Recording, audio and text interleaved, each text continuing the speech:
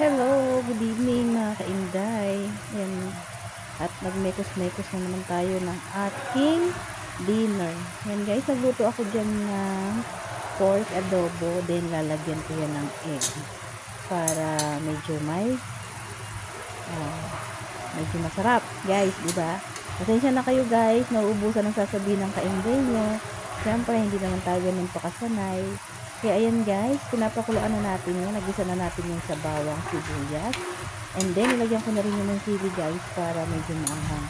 At guys, nakikita nyo ba kung ano yung nakikita ko? Yan guys. Ganyan din ba kayo pa nagpapalambot kayo ng karne? Nilalagyan nyo ng pork. Ang nilagay ay spoon.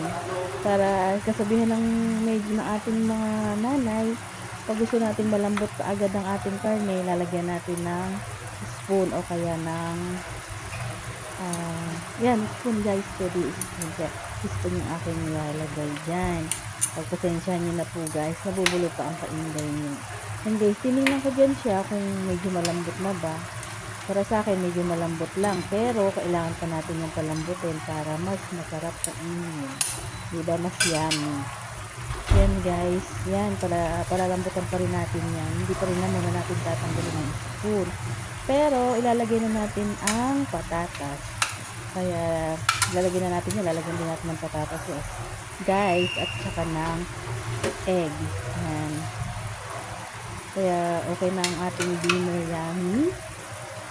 At, sarili kong recipe yan guys. Kaya, yan. Pasensyahan na po ako.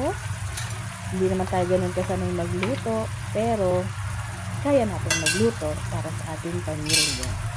Yan guys, nandun pa rin ang ating spoon habang tayo nagpapalambot pa rin.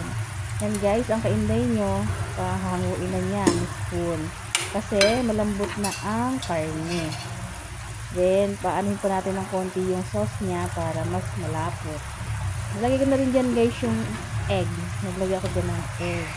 Kasi mas masarap ang adobo pag may egg. Ganun guys, kami nakasanayan ko na kasi guys na pag nag-adobo ko may kasama yung egg. Ayan, diba? Tingin pa lang, it's yummy na. Kahit hindi tayo perfect magluto. At least, yung luluto natin, nakakain pa rin, diba? Ayan, ang kainday nyo, ganyan lang lagi ang routine natin. Siyempre, kailangan natin maghanda para sa ating pamilya. Diba? Bawal magutom, guys. Yan, disclaimer lang, hindi naman tayo perfect magluto, pero nakakapagluto pa rin tayo. Diba? Yan guys, pagpasensyahan nyo na po ako.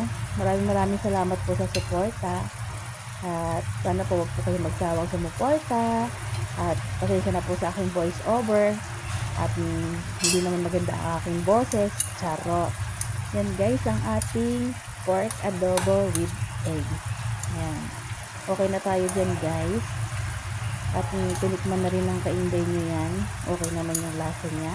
Okay na rin yung lambot niya. Diba? Perfect na yan guys. Yan. Diba? Nag-thumbs up pa ang kainday nyo kasi okay na.